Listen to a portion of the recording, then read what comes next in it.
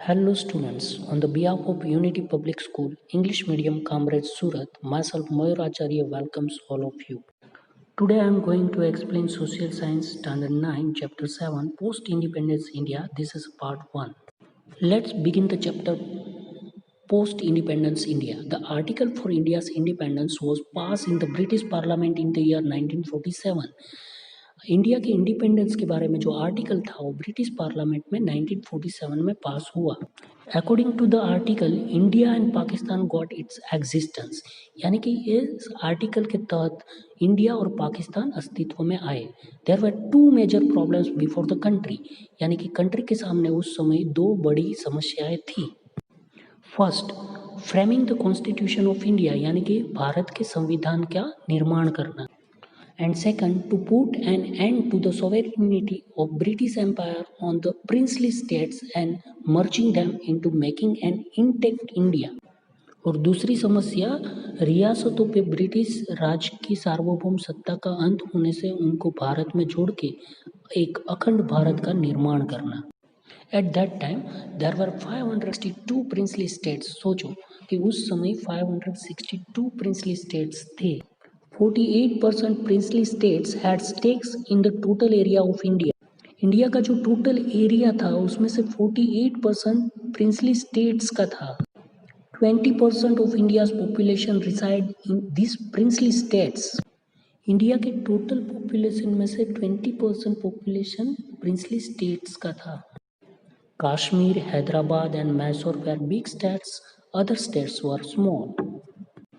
There were states which were too small and were as village in form. It was a mammoth task to convince these kings and nawabs. Moreover, it was to be done very speedily. Kashmir, Hyderabad and Mysore बड़े states थे, दूसरे small states भी थे। कुछ ऐसे states भी थे जिसका कद एक छोटे से गांव से भी छोटा था। इस स्टेट्स के राजा और नवाबों को भारतीय संघ में शामिल होने के लिए समझाने का भगीरथ कार्य था और ये कार्य जल्दी से पूरा भी करना था।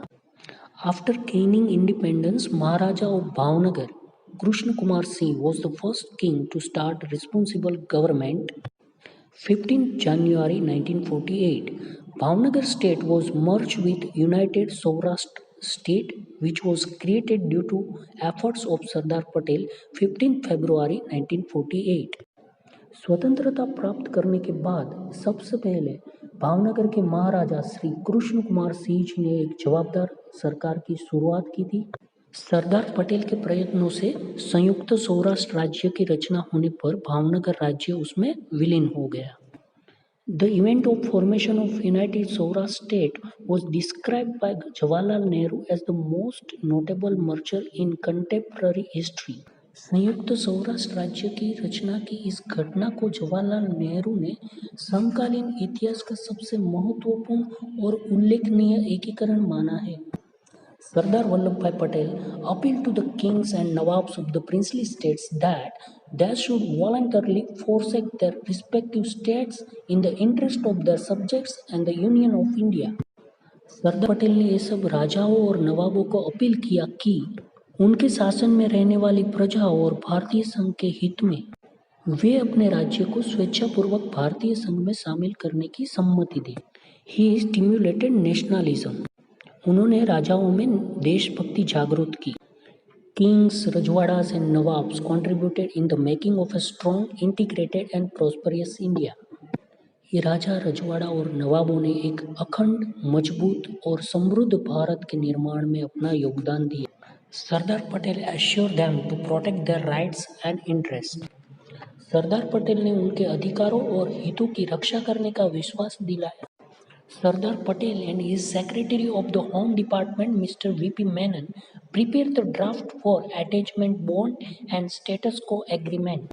Concerned ministers and a joint committee of kings gave a final shape to this। सरदार पटेल ने अपने सचिव वीपी मेनन की सहायता से अटैचमेंट बॉन्ड यानी कि दस्तावेज और स्टेटस को एग्रीमेंट यानी कि जैसे थे समझौता तैयार किया। संबंधित मंत्रियों और राजाओं की एक ज्वाइंट कमिटी ने उसको अंतिम स्वरूप दिया। Kings were happy by this draft Except Kashmir, Hyderabad, and Junagadh, 559 princely states accepted this instrument of accession and joined the Union of India. राजाओं को इन शर्तों से संतोष हुआ। कश्मीर, हैदराबाद एंड जूनागढ़ के अतिरिक्त बाकी सभी 559 रियासतों ने इसे स्वीकार किया और भारत संघ में अपने राज्य को विलीन कर दिया। सरदार पटेल ने ऐसे एक भगीरथ कार्य को अंजाम दिया। अब देखते हैं merger of Hyderabad, Junagadh and Kashmir. सबसे पहले हैदराबाद की बात करते हैं। Nizam of Hyderabad with its states from southern part of India declare its independence on the 15th of August। Nizam ने दक्षिण में स्थित हैदराबाद राज्य को 15 अगस्त को स्वतंत्र घोषित किया। As per its geographical location, it was bound to join India, but the fact was brought to their notice that Hyderabad won't be able to remain as an independent state as it is surrounded by Indian territory। उसकी भौगोलिक परिस्थितियों को ध्यान में रखते हुए ऐसा लगा कि उसको भारत के साथ जुड़ना चाहिए। चारों ओर से भारतीय संघ के प्रदेशों से घिरे होने के कारण वह एक स्वतंत्र राज्य के रूप में नहीं टिक सकेगा।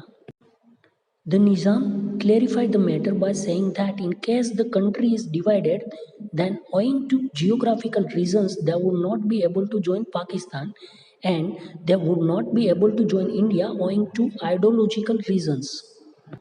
निज़ाम ने यह स्पष्ट किया कि देश का विभाजन होता है तो भौगोलिक परिस्थितियों के कारण वो पाकिस्तान में और वैचारिक कारणों से वो भारत में शामिल नहीं हो सकते। Under such circumstances they would prefer to remain independent. ऐसी परिस्थितियों में वो स्वतंत्र रहना पसंद करेंगे। Negotiation began with Nizam. Nizam के साथ बातचीत शुरू की गई। Sardar Patel bluntly stated to the negotiator of the Nizam that people of Hyderabad are eager to be with the Union of India। निज़ाम की ओर से बातचीत करने वाले को सरदार वल्लभ भाई पटेल ने स्पष्ट बताया कि हैदराबाद के लोग भारतीय संघ में जुड़ने के लिए आतुर हैं। Meanwhile, the Nizam officers started committing atrocities on the people of Hyderabad। निज़ाम के अधिकारियों ने हैदराबाद के लोगों पर अत्याचार करना शुरू किया। Ultimately Hyderabad was merge with the union of India by using police force on 18 सितंबर 1948। स्थिति असह्य बनने के बाद तंग आकर भारतीय सरकार ने पुलिस फोर्स का यूज करते हुए हैदराबाद को 18 सितंबर 1948 को भारत संघ में विलीन किया। Sardar Patel assured the Nizam to protect all their interest. Sardar Patel ने निज़ाम के सारे अधिकारों की रक्षा करने का विश्वास दिया। Kanhaiyalal Munshi played a very crucial role in the entire episode. Kanhaiyalal Munshi की इसमें एक महत्वपूर्ण भूमिका रही। After the reforming of states, the state of Hyderabad was later included in Andhra Pradesh. बाद में जब राज्यों का पुनर्गठन हुआ तब हैदराबाद को आंध्र प्रदेश में शामिल किया गया। अब बात करते हैं जूनागढ़ की। On the day of independence, the Nawab of Junagadh wrote an instrument of accession to join Pakistan. Pakistan in turn gave them consent. Independence day के दिन उसके नवाब ने अपने राज्य को पाकिस्तान के साथ जोड़ने का पत्र लिखा। पाकिस्तान ने भी स्वीकृति दी। Sardar Patel decided to take countermeasure against this। People of Junagadh living in Mumbai established Aarzi Hukumat in Mumbai. Mumbai से जूनागढ़ के नागरिकों ने जूनागढ़ को भारतीय संघ में जोड़ने के लिए आरजी हुकूमत की स्थापना की। During this time Sheikh of Mangrol and Manavadar declare their wish to join the union of India. Indian soldiers and navy who were position to protect Manavadar and Mangrol besides the Junagadh state. Mangrol और मानावदर ने भारत में जुड़ने की इच्छा व्यक्त करने पर उनकी रक्षा के लिए आयोजित भारतीय सैन्य और नौसेना ने जूनागढ़ को चारों तरफ से घेर लिया। The Nawab of Pakistan fled to India, यानी कि जो जूनागढ़ का नवाब था वो पाकिस्तान चला गया। On 9th of November 1947, referendum of the people of Junagadh was taken. Thus, Junagadh's merger with the Union of India was made possible owing to Sardar Patel's guts and tremendous will of people of Junagadh। 9th of November 1947 को जूनागढ़ में लोकमत लिया गया। इस तरह सरदार पटेल की बुद्धिमानी और जूनागढ़ के नागरिकों की प्रबल इच्छा शक्ति के द्वारा जूनागढ़ का भारत संघ में विलय हो गया। अब बात करते हैं कश्मीर की। The issue of Kashmir was the most complicated of all. Kashmir का इश्यू सबसे ज़्यादा कॉम्प्लिकेटेड था। Raja Harisi of Kashmir was indecisive. Meanwhile, Pakistan attacked Kashmir. Raja Harisi requested for military assistance to protect Jammu and Kashmir against Pakistan attack. Kashmir के राजा हरि ने अभी तक भारत के साथ विलय पत्र पर साइन नहीं किया था। कश्मीर के राजा ने भारतीय सैन्य की मदद मांगी। The government of India insisted that Raja Harisi first signed the instrument of accession and then the Indian army could be sent. Indian government ने राजा हरिसी को बताया कि अगर वो भारतीय संघ में विलय पत्र पर साइन करेंगे तभी भारतीय सैन्य की मदद मिल पाएगी। One of the clauses in instrument of accession was that after restoration of normal situation in Kashmir, plebiscite would be held for permanent merger with India.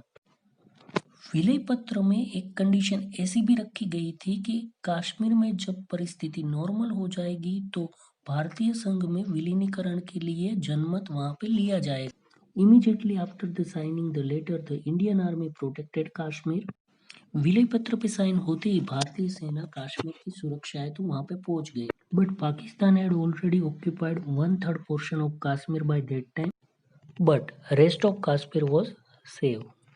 भारतीय सेना के कश्मीर पहुंचने से पहले पाकिस्तान ने कश्मीर के 1/3 हिस्से पे अपना कब्जा कर लिया था और कश्मीर के बाकी बचे हुए हिस्से को भारत ने सुरक्षा प्रदान की। India has registered a complaint against Pakistan in the Security Council of the United Nations. The Security Council suggested for ceasefire. Bharat ने पाकिस्तान विरुद्ध संयुक्त राष्ट्र की सुरक्षा समिति में शिकायत की।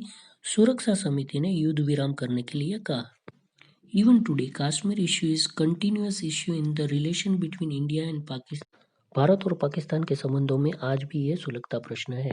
In this way, towards the end of 1948, political unity of India was established by various historical and non-violence movements. इस तरह 1940 के अंत से पहले भारत में राजनीतिक एकता सिद्ध हुई तथा अहिंसक ऐतिहासिक क्रांति पूरी हुई। तो बच्चों अब बात करते हैं merger of French and Portuguese colonies. India emerged as an independent and sovereign state on January 26, 1950, but certain colonies of the French and the Portuguese rule were still under their control. Union of India appealed the French controlled Pondicherry and Portuguese controlled Diu, Daman and Goa to merge with India. 26 जनवरी 1950 तक में भारत के देशी राज्यों रियासतों का भारतीय संघ में विलय हो चुका था, परंतु अभी भी कुछ रह गए प्रदेश फ्रेंच और पोर्टुगीज के अधीन थे, जिसमें पोंडुचेरी है वो फ्रेंच के कंट्रोल में था, जबकि दीव दमन एंड गोवा है वो पोर्टुगीज के कंट्रोल में था। भारत ने स्वतंत्रता प्राप्त होने पर फ्रेंच और पोर्टुगीज की सरकारों को उनके अधीन भारतीय प्रदेशों को भारत को सौंप देने का अनुरोध किया। People of these colonies wanted desperately to join the Union of India. They started vigorous movement for the purpose. The French tried to suppress these freedom movements. ये कॉलोनी के जो लोग थे उनकी तीव्र इच्छा भारतीय संघ में शामिल होने की थी, इसलिए उन्होंने यह हेतु सिद्ध करने के लिए तीव्र आंदोलन चलाया और फ्रेंच गवर्नमेंट ने इस आंदोलन को कुचलने का भरपूर प्रयास किया। In a mammoth meeting organized at Pondicherry, people gave the French government the "Leave India" यानी कि हिंद छोड़ो slogan.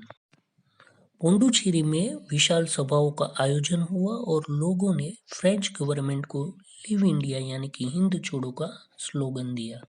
The Indian government started negotiation for peaceful solution of the Pondicherry issue with the French government, but people were not satisfied with that. Indian government ने पोंडुचेरी का शांतिमय solution निकालने के लिए French government के साथ बातचीत का दौर शुरू किया, लेकिन लोगों को इससे संतोष नहीं हुआ। In Yanam, people's liberation army had taken over the administration in their hands on June 13, 1954। 13 जून 1954 को येनाम के लोगों ने पीपल लिबरेशन आर्मी रचकर उसका एडमिनिस्ट्रेशन जो है वो अपने हाथों में ले लिया। The French government realized people's rage and was compelled to start negotiation with the Indian government. French government ने भारतीय लोगों का मिजाज और उनकी भारतीय संघ में विलीनीकरण की तीव्र इच्छा को परखते हुए इंडियन गवर्नमेंट के साथ नेगोशिएशन स्टार्ट किया।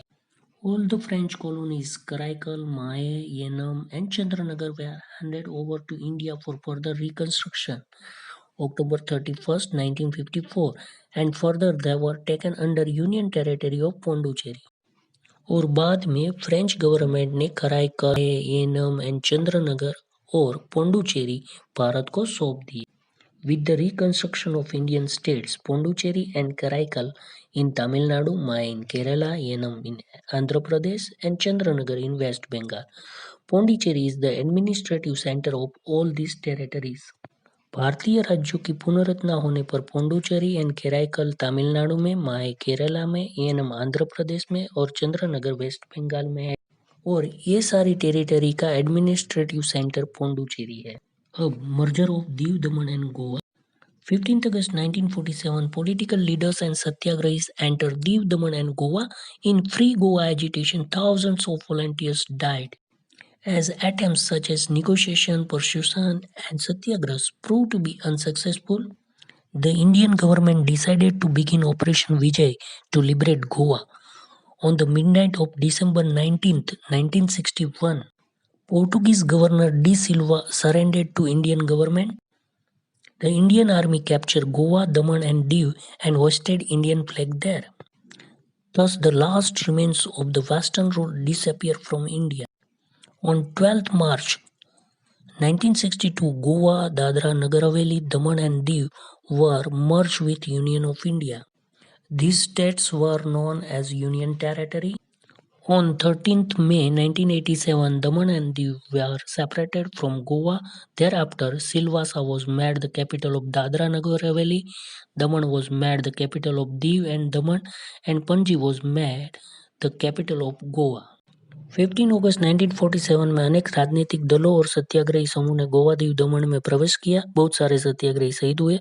भारत सरकार ने गोवा मुक्त कराने हेतु ऑपरेशन विजय शुरू किया. पोर्टुगीज जनरल डी सिल्वा ने 19 दिसंबर को मध्यरात्रि को शरणागति स्वीकार की. इस तरह दीव, दमन और गोवा में पोर्टुगीज शासन का अंत हुआ और भारत की धरती पर से पश्चिमी साम्राज्यवाद का अंत हुआ. आगे की डिटेल हम पार्ट 2 में पढ़ेंगे.